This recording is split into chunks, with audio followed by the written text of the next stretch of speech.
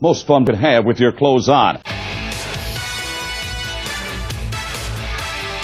This sensational card from Madison Square Garden in New York City of SummerSlam 88.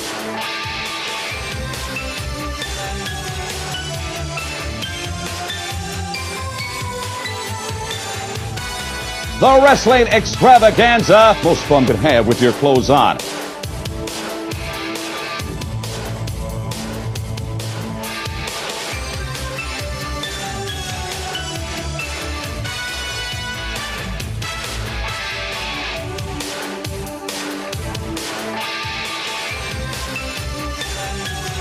Of SummerSlam 88.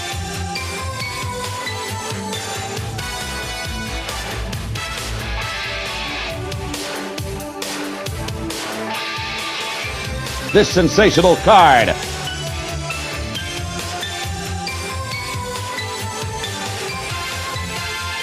the wrestling extravaganza most fun could have with your clothes on. Welcome everybody, it's another action-packed episode of the AWIPOD House Party. It is SillySlam season, and that's what we're going to do here today. And I brought some guests with me. Guest who's returning is my buddy Rob. Rob, how you doing? Good to be back. It's always good to see Rob. Rob is a genius. I don't know if you guys know this or not, but Rob's a genius. He has a show called Rob the Genius, so that makes him a genius, right? Yes, and it's not that I'm smarter than everybody. It's just so many other people are stupid. That's a great line, Rob. I like that. But Rob, this time you did not come alone, did you? No, I did not. So there are two gentlemen who I do a podcast with about professional wrestling called the Mindless Wrestling Podcast. And so now they're here with us this evening.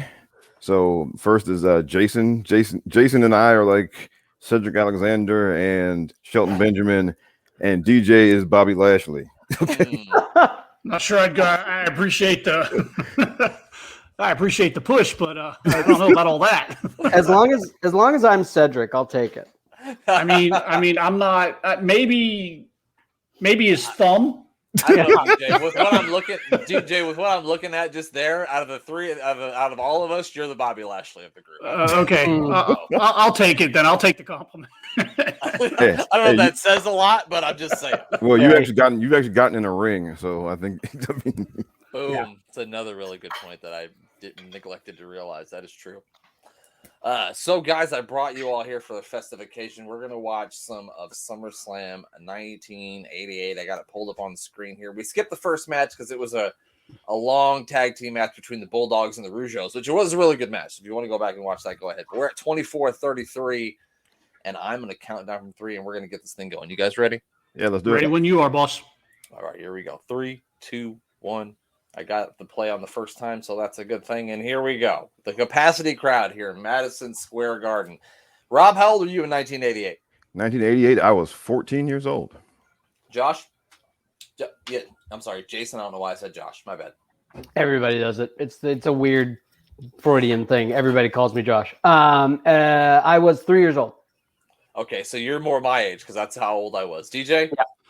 I was 15. Okay, so you and Rob are about the same age then. When I first had Rob on here and he told me how old he was, I was fucking shocked. I was like, no fucking way.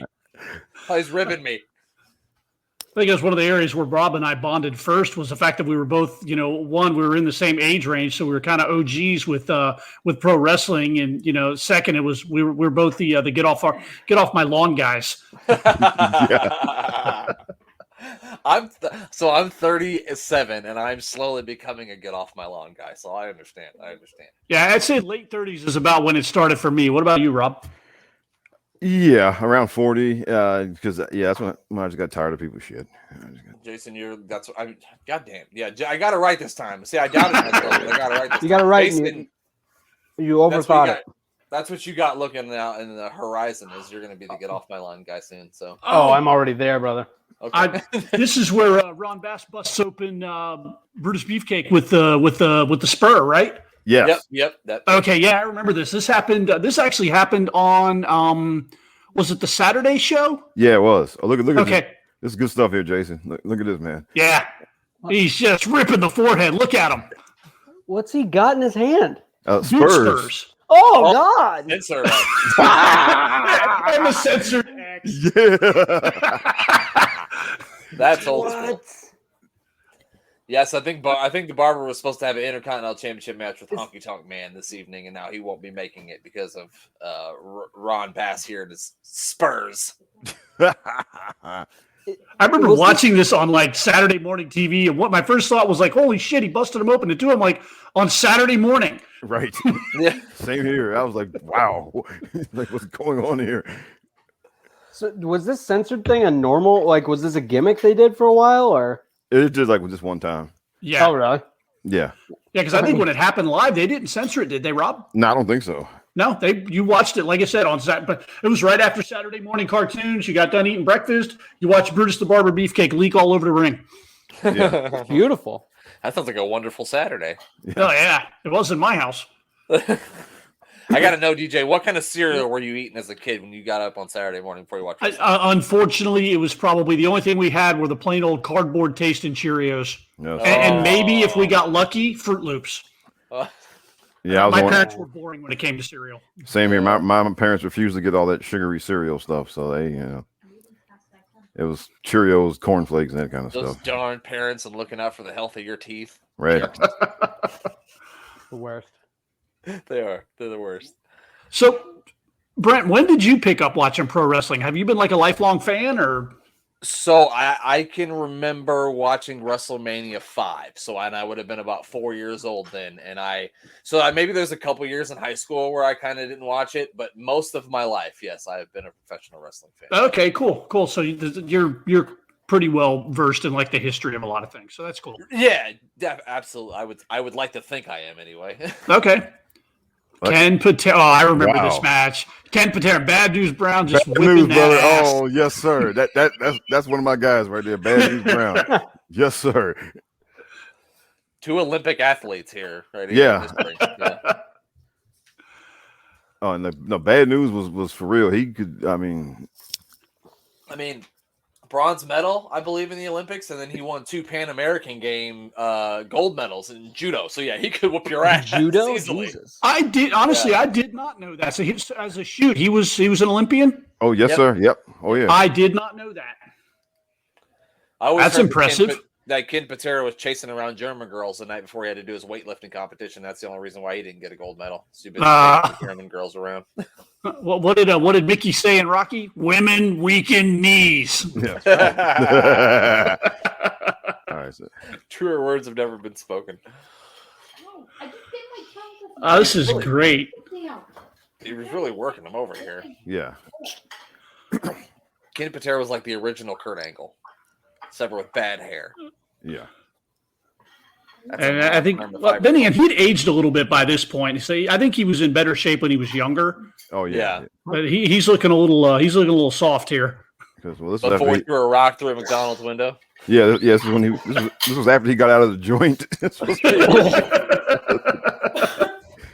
Jeez. Wow, yeah, I mean he threw a boulder through a McDonald's window, man. that's crazy.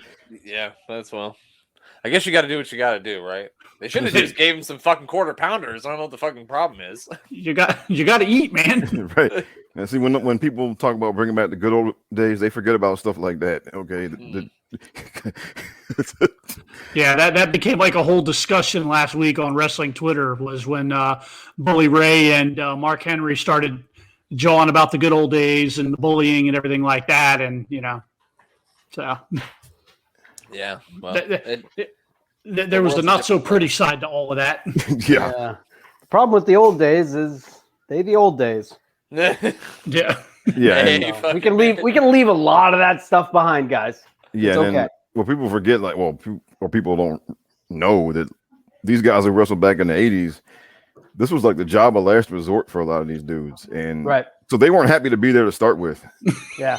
I mean, it's not like now where people grow up, wanting to be wrestlers their whole life. I mean, back then, if you were in the 80s, if you were doing that, that means everything else failed for you. Yeah. So I heard a quote from Kevin Von Erich, I think it was. And he said, when we were little, we didn't want to wrestle because to us, wrestlers like old, bald, fat men that hated their lives. So like, why would we want to be wrestlers? And that really stuck with me because they grew up around the business and they knew these guys all hate their lives. Yeah, I mean that's how it was back then. So well, and you got to think that their families, if they're like some of these second and third generation wrestlers, you got to figure their parents or their grandparents or whatever tried to talk them out of it. You look at, The Rock tried, a professional football career. Roman Reigns, certainly tried. And it's at the end of the day, you come back to what you know. So at least somebody tried to talk them out of it at some point. Yeah, or they didn't. It wasn't their first choice. It wasn't their first choice. Yeah, it's definitely interesting, and I don't want to take too dark of a turn, but it's definitely interesting to hear of all people Von Erich say that. Yeah. Oh yeah, because I mean Fritz was like stage dad on 100, and right, and his boys they all suffered for that. I mean, well, of course, absolutely, yeah. Like the Partridge Family of wrestling. Yeah, pretty much. They definitely. I never heard it generalized in that way, but that's a pretty good. That's pretty good analogy, huh? Yeah, it really is. Yeah. I mean, on a more positive note, like Kevin's two sons are working now, and they're pretty good, and they all seem pretty happy and well adjusted. So, yeah, that's good, man. Yeah, that's good. We'll take that. I didn't when this match started. I did not see a small package happening, but we just saw. Oh, no, these two guys, do a small package on Bad News Brown. I did not see that coming. Yeah. It started off as a fight. They started off throwing fisticuffs, and now suddenly it's a wrestling match. Yeah. Now they're hugging each other. Oh, now he's got the bear hug on there. Selling the bear hug. Yeah. Don't see that too often now. Nope. No. When's the last time anybody used a bear hug? I was just gonna say I can't remember any last anybody used it. I want to say I've seen it's got to be somebody huge like Braun or something like that. Yeah, yeah. Because I mean, in today's wrestling landscape, I mean, depending on the guy who's taking it, but it's got to be a pretty big dude for just a general bear hug to kind of work. And for some reason, I remember Braun doing it a couple of times. Braun makes the most sense for a guy who would be doing a bear hug, right? Yeah. Here he goes. He's going for it. Nope. We're in the ropes. Was that his finishing move? Was that his finishing? I think the full Nelson was his finisher. Yeah. Okay. And it's funny because that move is like totally illegal in amateur wrestling. Yeah, the full Nelson is. Yes. You probably can't even do a full Nelson in judo. Probably not. Look at that. Here we go again. Yeah. Oh, no. Too close to the ropes. Get to the rope. But Terry, you moron. I shouldn't say that. He'll kill me. Even now, I don't know how old he is, but he'd still probably throttle me. I remember they did the thing when he first came back, and he wrapped that belt around Bobby Heenan's neck and like threw him across the ring, and man, it looked scary. Well, that's because Heenan wasn't afraid to sell anything, man. Heenan would bump like crazy for stuff. Yeah, I was just gonna say that. He's a tremendous bumper. He could do stuff. He could take bumps in the ring back then that people couldn't do now. It's amazing. Yeah. Yeah, it was the word was back then that Heenan was a legit shoot tough guy too. Like you look at him, it looks like this, pardon the pun, Weasley little manager guy, right. But he apparently Bobby Heenan was shoot tough. I mean, I could imagine that he probably would be. Oh, classic. Shoulder to the turnbuckle. Here it comes. Here it comes. Here it comes. There it is. Oh. Wham! Good night, Mr. Patera. Thanks for coming. That is it. 1, 2, 3. Patera's going to wake up and say, when did I get out of jail? 4. So, dude, Bad News Brown just won with a glorified enziguri. And yes. I'm not knocking that at all. I'm just saying it's very, very interesting how much wrestling has changed in terms of like flash for finishing moves and whatnot. Because, I mean, what's her name? B-Fab hit that her finisher, which is just a glorified not even a glorified, it's just a neck breaker. And all of us are kind of just like, okay. But now we flash back 30 years and a guy hits an enziguri and it's like, whoa! Like, holy shit, did you see that? Yeah. Paul Heyman was talking about that on when it was still the Stone Cold podcast on WWE Network, if you can remember that far back in time. And he was talking about, because Stone Cold asked him, what happened to people getting beat by the DDT? He's like, now everybody kicks out of the DDT. And Heyman put it this way. He's like, it's not necessarily the move. It's the person doing it. He's like, you take a side headlock and say somebody like, I don't know, Drew Gulak puts you in a side headlock, but then you compare it to Mark Henry, and Mark Henry's putting you in a side headlock. The way you're selling it, you're going to sell it a hell of a lot more for Mark Henry than you are for Drew Gulak. Yeah. Does it make sense? Yeah. Yeah, definitely. So, and like that, well, I guess I think he called it the Ghetto Blaster at the time. Yeah, he did. I watched, speaking of Hogan, we got Hogan here. I watched Hogan versus Bad News Brown at a house show one time. And the match started, like literally started. Hogan's doing his pose around the ring. Bad News Brown sneaks up behind him, hits him with the Ghetto Blaster. Hogan takes the bump. Bad News Brown takes the belt and walks out because Hogan was champ at the time. And he walks out. And Hogan laid there for like, dude, it must have been 10 minutes while the ref is, trying to get Bad News Brown to come back out. He's doing the slow 10 count, gets on the mic, tells him to come back out. They go back. Like Hogan's like flat in a coma for like 10 straight minutes. And then he gets back in. Bad News Brown gets a couple of kicks in. Hogan hulks up, and 45 seconds later we go home. So, but for about a 10-minute span, everyone in the building thought Bad News Brown was hijacking the WWF championship. That's exactly what happened. That's amazing. It was awesome. That's amazing. What a story. We have got the Mega Powers here. Miss Elizabeth is beautiful. I actually just got a Miss Elizabeth action figure. She's wearing that exact dress. Oh, really? All right now. Yep, just got it the other day. What was Hogan looking at? He was like probably off camera. They had the bag of steroids was off camera. He said, "Oh, those are mine." You beat me by this much. I was going to say the bag of Coke. So what they did, they had 2 lines for after they did the shot, and they're like, "All right, brother, you get this when your shot's over." Damn it, pal! Cut me a good promo. You can have these 2 rails. Ravishing Rick Rude. Here's a guy, we talked about him on the podcast a while back. We were talking about the longevity of certain superstars in WWE. And when you think about how much Rick Rude did in the WWE, it feels like he was there for like this great length of time.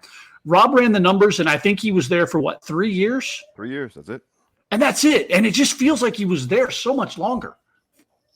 I think a lot of entire childhood in WWE.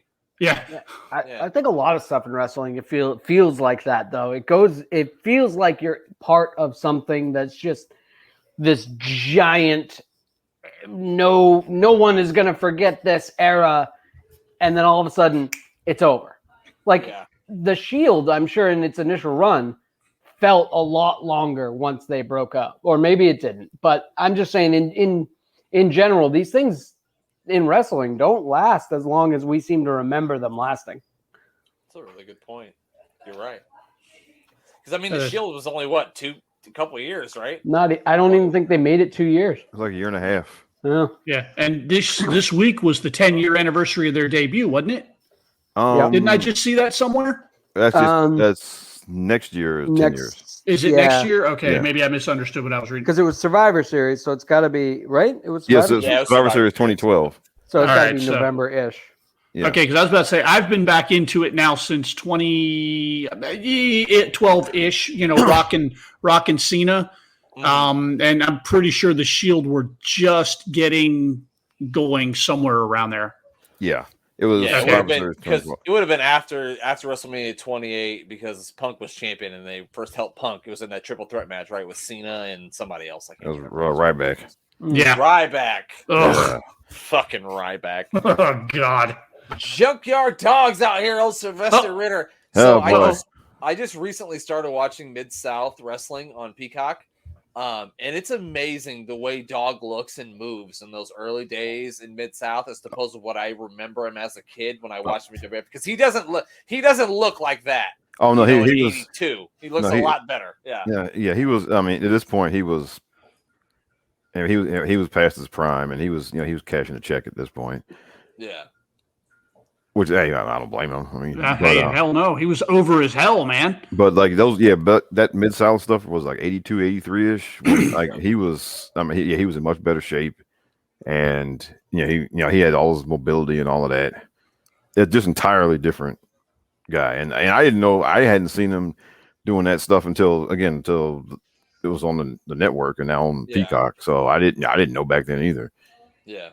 I just remember him from the guy. I mean, same charisma. It's just he moved and wrestled different because he's just way slimmer. Like the first time I saw him, I was like I gasped. I'm like, holy shit, is that the Junkyard Dog? He looks amazing. Yeah, we were big Junkyard Dog fans in our house, man. I used to get so mad every time he lost. Like, what was the first match? A big match I remember him losing was to Harley Race. Oh, yeah. And I remember because I fucking hated Harley Race, man. God, I hated that guy. And he beat the Junkyard Dog, and I hated him even more. Is that when he was working the King gimmick? That was WrestleMania. Yeah, 3, he was right? King Harley Race at the time. Yeah, I remember. I think this might be the beginning of the Jake Roberts Rick Rude feud, if I remember. I'm not 100%, but I guess we're gonna find out, aren't we? Yep. Rick Rude's hair. What do you guys think? I gotta Jason, say, I'm gonna ask you first. Whose hair is What's up? better, Rick Rude's or Ken Patera's? I'm gonna go with Rude. Okay, I think that's a fair answer. But okay, also- now whose hair is better, Rob's or DJ's? I'm gonna. That's tough. That's tough. I think I'm gonna have a slight edge to Rob on that one, though. Right. Rob's got his hair, so you have With to give him him the still edge. having it. That's Yeah. fair. That's very fair. Also, I gotta say, no matter what era you're in, if you have gear with your own face airbrushed on your rear end and your crotch, you are a special kind of wrestler, and you are definitely my people. Because that's the kind of absurdity that I look for in my wrestling. Oh, no, Rude was legit tough guy too. Yeah. He was not somebody to mess with. Yeah. Was he one of those guys like Piper, like picking fights at bars and stuff? Oh, well, because all right, him, all right, so him, Henning, Hawk and Animal, and like Nikita Koloff, they all were bouncers in like the same area. Oh, jeez. Yeah, they're all from the Minnesota area, right? Yeah, and so they all worked the bars together, and so that when they all got discovered around the same time, and so yeah, like all of those guys, they could whoop your ass real good. Yeah, Imagine acting up in that bar. Like, who would ever want to? Like, that guy's the bouncer? No, thank you. Yeah. But even like, I mean, I get like, sure, if Rick is like in like, I don't know, polo and jeans and whatnot, don't get me wrong, he's still a big, intimidating dude. But at the same time, you're a drunk idiot, whatever. Yeah. But dude, if you're working at a bar and Hawk and Animal are sitting there, and you're just like, yeah, you know what? Now's the time to be a drunk idiot. Right. Then you got something, a couple wires loose or something, man. I've been a drunk idiot before, but I've never been that big of a drunk idiot. I'll say that right now. No. And like none of those guys were small, because like even Henning wasn't a small guy. So imagine Henning be the guy to come over and tell you to calm down. Yeah, Yes, sir. absolutely. Before the other guys come over there to deal with you. You don't got to tell me twice. All right. No kidding. Hawk and Animal probably wore their face paint on bartending nights. That would be awesome. God, That's good. great. I love this cell right here. He goes to do the little thing with the arm, and he crotches himself on JYD's arm. I always love that. So Rick Rude was a next level worker, man. I could only imagine what Rick Rude could do in 2021 wrestling. Oh my goodness. He'd be over. Yeah, no doubt. Yeah. Now that thing on the back, it doesn't look so much like Junkyard Dog. Kind of looks like Fidel Castro, just a little bit. A little bit. It's like Fidel Castro and Mr. T had a kid. Yeah. Nice. Yes, it does. That was a good one. Thank you, DeeJay. He's headed up to the top rope here. Like I always like the fans they don't get excited for much. I guess we gotta wait for Hogan to come out here. Then you forget how much. Oh, there it is. Oh, there here it is. Oh, that's Jake Roberts' wife. Yep, Jake Roberts' wife. Because man, that used to piss my father off when he saw that. Oh, my dad too. My dad used to get so. There it is. Oh, there my it dad is. used to get so mad. So did you tell your dad you know it's fake, right? Because this is what Don't be such a mark, Dad. It's fake.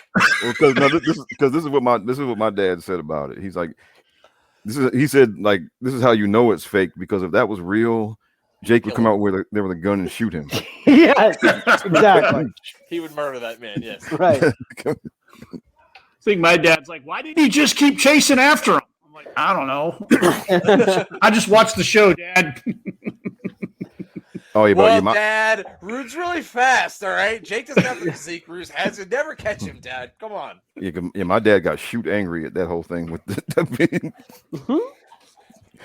Rob's dad made him stop watching wrestling for a week.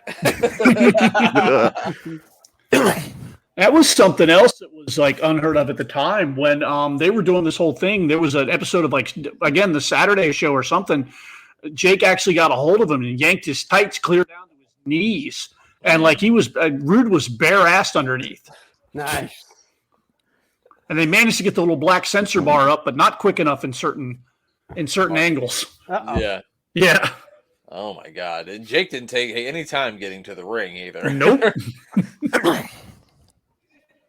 It's as if he was watching from Gorilla. right.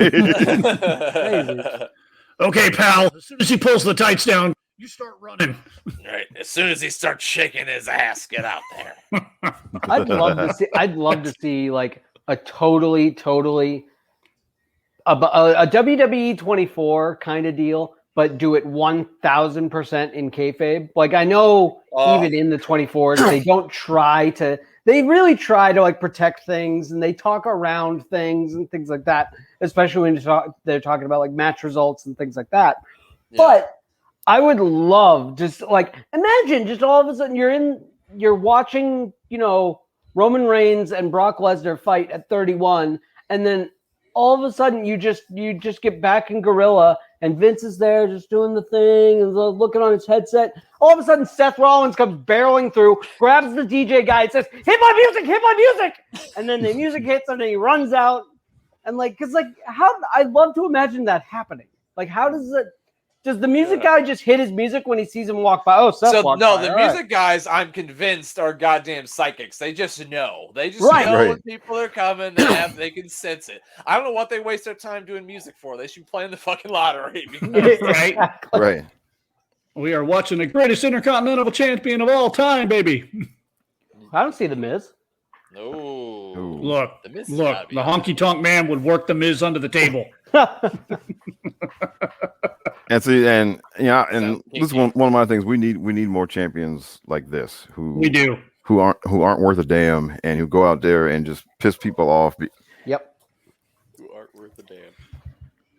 How ain't worth a damn? If this is what I think it is, oh no, this is something else. But that honky tonk man thing, that was probably the greatest moment of my young wrestling fan's life. If this is the one where Warrior came out. I'm sorry, but you guys are going to get to see it. But that was the single greatest moment of my wrestling fan life up until that point. Was that little 2-minute block of time? It was fantastic. I have always been so confused as to why Slick would be with the Bolsheviks. It just doesn't make any sense. It makes no sense. Because I think Volkov and Sheik were with Freddie Blassie, and then like Freddie Blassie sold their contracts to him because he stopped working, Yeah. So then Sheik got popped with Hacksaw Jim Duggan, and he got fired. Speaking of cocaine. Yeah, I mean that was another one of those. That was another one of those. Breaking the fourth wall moments because they were like feuding at the time when they were riding in the same car between shows. So the guy who says USA Haktui is riding around with the Ho guy? Are you fucking kidding me? He's riding around with the USA guy. And so that's fucking great. And so they got popped, and then Sheik got fired. So and then they brought in Boris Zukov to team with Nikolai. Boris Zukov's awesome. head is the biggest head that man's ever created. Absolutely. Yeah. I tell you what, man, Slick could get some heat, though. Slick was so good. When I started wrestling, I was a manager, and part of what I patterned myself after Jim Cornette and Slick. Just between the two of them, I tried to kind of grasp some of that, just because I always thought Slick was so good. I love Slick too. I think Slick's way underrated. When you talk about some of the best managers ever, I think Slick's on that list. We got the power of pain. Yeah, definitely. He was great. We got the powers of pain. These guys are on some gas right here. Yeah. Grief. They don't know what state they're in right now. Physical or in the USA. It looked like he was getting his hair cut, and they said, "You got to get out there." And he said, "All right." He just went out there like that. But no, we need more guys like this. Just big jack dudes who just no sell everything and just. Was that Baron Von Raschke that came out there with them? Yes. Or was that? Was that fucking the Emperor from Star Wars? This is what I'm hoping. I'm hoping we're getting kind of a preview of NXT, what NXT is going to look like in 5 years. It looks like it's headed that way, buddy. I mean, hey, if they keep going the meaty men route, then I'm all for it. I mean, the in-ring product on NXT 2.0, take a shot, is good for me, but like sometimes the other stuff is just a little bit silly. You know what I mean? Just a bit silly. Yeah, I think you just kind of have to realize that they're not pulling back from the developmental thing. It's going to be it's more akin to where they were like 3 years ago when right after Finn went up. Yeah, I feel like that was kind of the sweet spot, and I feel like they're going to get back there. Yeah, because well, it's just like I said, the being a glorified indie promotion thing ran its course, and yeah. Well, it's already paying for them. Just that, like I think that the whole the brand shift and everything has been good for them. I think so too. They certainly haven't lost any viewers. I think their ratings are holding about with it. Not that we breathe too heavy about ratings, but if you're using that as a metric, they haven't lost anybody. Right. Yeah. And now the Bolsheviks were in one of my favorite WrestleMania matches against the Hart Foundation. Oh yeah, 30 seconds or something. Yo, man, I watch that thing at least like once a week, man. Wait, a tag match? It was only 30 seconds. Yeah, because they were doing the Russian anthem, and then Nikolai decided to do like the long version, and then like Neidhart is just 4 verses. So and then like Neidhart is just like, man, screw this, and just jumps him in the middle of the singing. They hit him with the heart attack, and that was it. Yeah, that's awesome. Because like Brett was holding him back and just holding him back, like no, and then he just kind of breaks free and runs across the ring and just clobbers him. And then and then once he does that, Brett is just like, oh well, and then just joins in. And here we go. Like you already fucking did it. Yeah. Yeah. No putting the toothpaste back in the tube. Let's go. That was right at the beginning of the. Oh God, it was a power hug. Yeah, I think it's what that was. But yeah, that was like right at the beginning of the Hart Foundation's babyface run, I think, wasn't it, Rob? Yeah, it was around then. I mean, that's one of my favorite matches like ever, and just because of the way Neidhart just runs across the ring. Neidhart was an animal, man. That dude was so fun. Joey Marella is the referee. He's letting this one really break down, though. He is. I was gonna say, is this an AEW match? What are we doing here? Let's enforce some tags. A tag rope. This isn't AEW. They got a tag rope. Yeah. I just need JR complaining, and then it'll be complete. Yeah. Does it really matter? Oh, that was. You have to have Excalibur screaming the name of every single move that he's ever seen. Oh, it's a Hydrocera wrist lock. I hate that fucking guy. Well, you've either got that or you got Vince on the outside. What a maneuver! Yep. And then from there, locked from a wristwatch. He never called the move. He would just go, and then from there. That was it. It's like, do a snapmare takeover to a wrist lock, and then from there. That's it. All Vince had. You know a word. He takes him over. Okay. Yeah. Oh my! Yeah, Vince had nothing. That was actually pretty good. That was pretty spot on right there. I've been doing my Vince impressions for a while, man. I've been doing it for a while. Oh God. It's so funny that he's definitely one of those guys. Even if you hear clips from that era of him talking on in the booth and then talking any other environment, he definitely has like an announcer voice on, like he has that cranked to like 14. Yeah. Oh yeah. You got to wonder when. Okay, so obviously we had commentary for years. I'd like to know the story behind Gorilla. Like, when did he decide? Like, obviously there was a time when he went from being commentary to being an on-screen character, and then from there he transitioned into Gorilla. But I'd like to know when and how Gorilla became his thing. Like you would assume that ringside announcing would have been his Gorilla at the time. I was always curious as to what the transition was there. Yeah, that's a really good question. That would be fun to know. Yeah.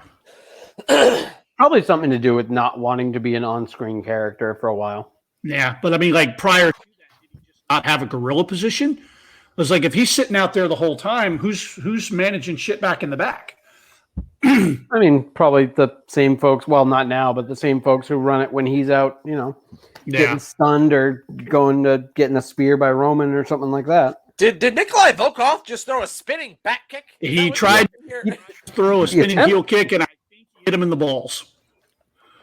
Nikolai Volkov's a martial fucking artist. I guess he's got at least a purple belt. With that kick.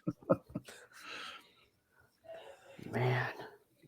Slick looks great too, by the way. Yeah, he does. Like that shit right there. That was just everything that I wanted to be as a manager when I started. I was like Slick because he used to piss me off. It's funny in all ways. In that one picture, you've even got the hat. You got the fedora thing. Well, there's a story behind that. When I first started wrestling, obviously being 150 pounds, I was a manager back in 1998. And I was learning to wrestle. Everything like that. I had to learn everything everybody else did, but I started as a manager. And when we got booked on our first show together, me and Eddie did. Cliff looked good. Cliff was the booker. He said, Guido, I was Guido, the manager, the pizza delivery guy. He said, I want you to go to, Goodwill and get yourself the ugliest suit you can find. Find something so ugly Jim Cornette wouldn't wear it. So me and his girlfriend went to Goodwill and we split up and we all three went 3 different ways. And I looked at Vanessa. I'm like, you find a shirt, I'll find pants. Eddie, you find a hat. And all 3 came back together with a whole basket full of shit and went through everything. And that's how we piecemealed the ugliest suit we could possibly find together. I still have that suit, by the way. The only thing I don't have is the hat. I left the hat in Fort Pierce one night. Wow. Well, by the way, that's a hell of a gimmick. It was a great gimmick. I haven't figured out how I'm going to do it, DeeJay, but I am going to start at the kayfabe rumor that Guido was involved in the D'Angelo family somehow. You know what? Go ahead and work that in there. I'm going to try. And if you can, squeeze it in there that I'm the one that jumped Hideo Itami. There you go. In the parking lot. Yeah. In the parking lot. Because I don't know if you saw it on Twitter, but the parking lot struck again. I know. I saw that. What's his name from the Hit Row got kidnapped? Yeah, B-Fab and Top Dollar got kidnapped by Legado del Fantasma. That's great. Wait, is this fucking for real? Yes. Yeah, this just happened. Like what? Maybe right before we went live. Yeah. So because Swerve is, he's gonna obviously drop the North American title to Santos tonight. Yeah, Swerve's got like the red headset on and he's walking. He doesn't hear anything, and the two of them are getting their asses whipped behind him because this car pulls up, and all of a sudden he turns around just in time to see them both getting dragged away. Yep. How did the guys from Phantasma fucking kidnap goddamn Top Dollar? He weighs more than both of them put together. Yeah, that's a good point. Unless there was a stun gun involved. It just looked like a good old fashioned beatdown to me. Yeah. Well, guys, that's going to do it for our fun time here on episode 1 of SillySlam. I got to thank all you guys, Rob, Jason, and DeeJay from the Mindless Wrestling Podcast for joining me.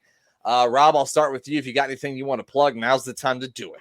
Well, as always, you can catch us later on this week on the Mindless Wrestling Podcast, and you can catch me on the Rob the Genius Podcast, where I call a lot of people stupid. And well, that's it for this week. Yeah. No, you might be on the stupid list, so watch yourself. What about you, Jason? You got anything you want to plug? Not at all. Not at all. Obviously, I just ride along with these guys, and they're nice enough to let me cruise on their coattails. So yeah, tune on into the Mindless Wrestling Podcast, and as always, shout out South Atlanta Dave. Roman Reigns is your big dog of the World Wrestling Federation and your tribal chief. Yeah, I'm glad you got that in. What about you, DeeJay? You want to put over anybody? You want to put over maybe Top Dollar? Yeah, I'll put over Top Dollar for sure. Definitely gonna put over. I'm gonna put over Mia Yim just because I like Mia Yim. I'm looking forward to seeing Mia Yim on TV. And let's see. I'm just gonna once again, like these two guys, put over our podcast, the Mindless Wrestling Podcast. We'll be recording tomorrow night for upload on Thursday. Be on the lookout for that. Brent, I also want to thank you for having us on here this week. This has been a lot of fun, man. Man, it was a blast. It was a really good time, and y'all had fun. We had fun. Let's do it again sometime. What do you guys say? Absolutely, and we've got a fourth chair on our show that we're trying to rotate people out. So maybe one week we'll have you on there, buddy. Definitely, give me a shout. I would definitely be available for that. Absolutely, I'd enjoy that. Absolutely. Well, that's going to do it for episode 1 of SillySlam. I thank everybody for joining us. Give us a 5-star review on whatever app you listen to this fucking podcast. You can give 10 stars, give 10. I don't give a fuck. Anyway, follow us on Twitter at AWIPOD. It's Instagram, AWIPOD. And we will catch you down the road.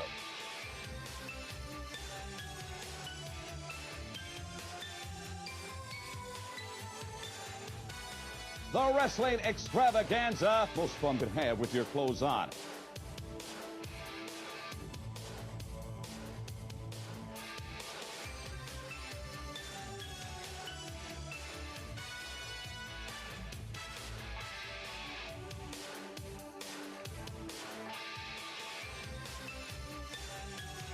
Of SummerSlam 88.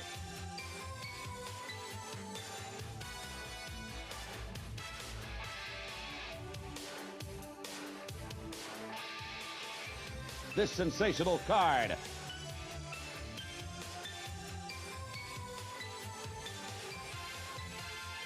The Wrestling Extravaganza. Most fun could have with your clothes on.